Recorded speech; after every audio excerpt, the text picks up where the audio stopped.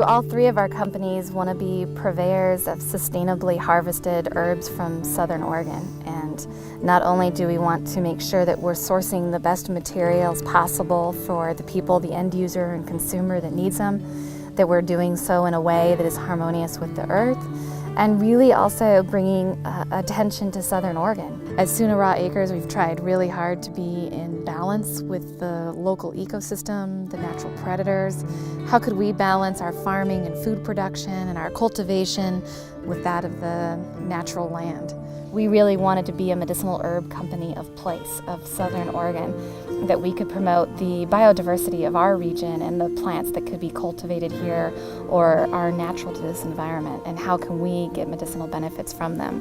We really were going for diversity so that there was lots of different offerings in the shop when people came in, or for different products, because all the products require different levels of cannabinoids.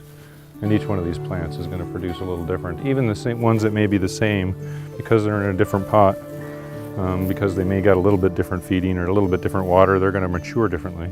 To be a seed to sale company, and what that means to me is that we're overseeing an actual farm, and it has a medicinal herb showcase garden. We cannot produce enough for the demand that our stores and our producers have. But using that one farm as a stepping stone to make sure that we truly understand organic cultivation, and then making sure that our partner farms are following those different standards. Here we have a number of the medicinal herbs we use in a lot of the products for Sun God Medicinals, including calendula, which is about at the end of its course, but all these little flowers you just pull off like this dry, and it goes into teas. We've got peppermint, and spearmint, hyssop. This has been harvested once. We probably got one more coming out of it today. This is a bee's favorite place, all amongst the cannabis. There's a lot of different definitions of the word organic, so we actually will go visit people's farms and talk to them about how they're growing to make sure that they're growing to our standard. Yeah. You know, I think as an herbalist and a team of herbalists, your mantra is do no harm, and do the best you can to make sure that the products that you're providing to your patients and to the general public is going to help them in their end result, and that's really important to us. Can't spend too much time taking care of it. This isn't something you just eat. This is a consumable that you're using for medicinal purposes and should be as pure as possible. So the organic basis of what we do is very important. We're getting close into flower here now, so our mix of what we put in our tea is mostly phosphorus to encourage the flower growth. So in making my teas, I use all natural organic materials. You know, this is simply a fossilized bat guano, seabird guano. You know, I change it up during the year for what the plant's needs are. What we have here is a pantyhose, just your basic woman's pantyhose filled with worm castings, and we got 700 liters of water.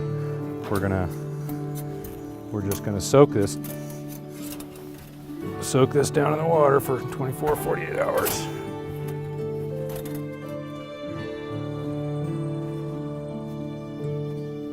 It's hard to believe this plant started out as a little thing like this when we put it in the ground out here.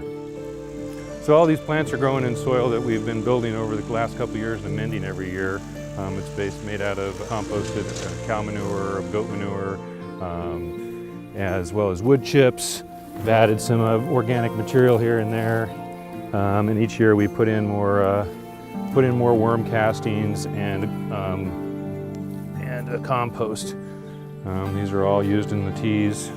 This is a showcase of different hops, specifically for the medicinal qualities that we're using in the teas in the shop.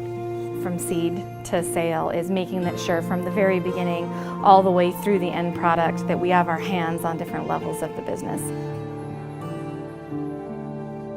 Weather this year has probably been one of the best years I've ever grown outdoor cannabis. You know, we're in October and we haven't had any rain at all. So there's no mold threats of any kind to speak of because there's no moisture.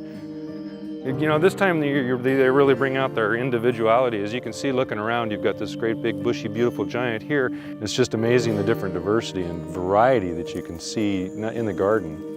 And then when we take them to the labs, that's when you really see the differences. And you're just like, oh wow, this one has a huge terpene load, and this one is, you know, got all this CBD, or just fascinating.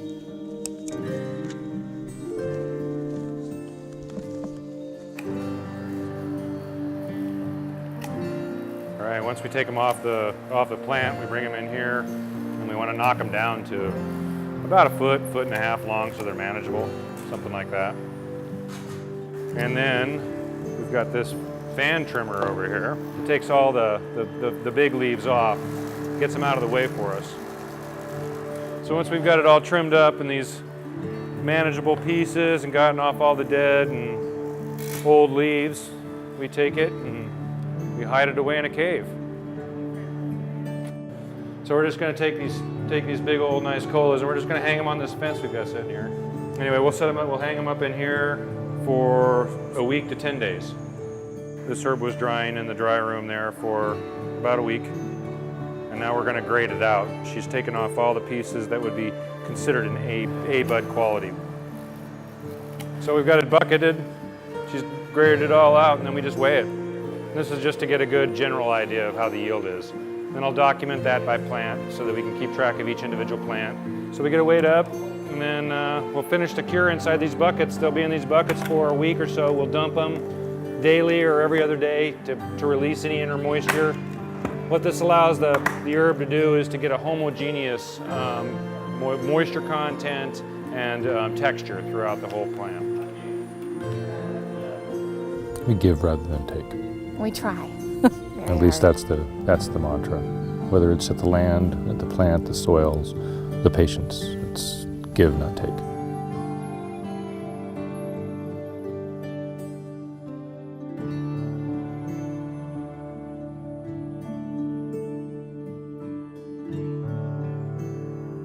If you'd like to learn more about Sunbreeze Inc., please visit sunbreezeinc.com. Learn specifics like farming practices at the farm, how we formulate and blend our herbal allies at Sun God Medicinals, and our approach to helping consumers find the right herbs for the right symptoms at Breeze Botanicals.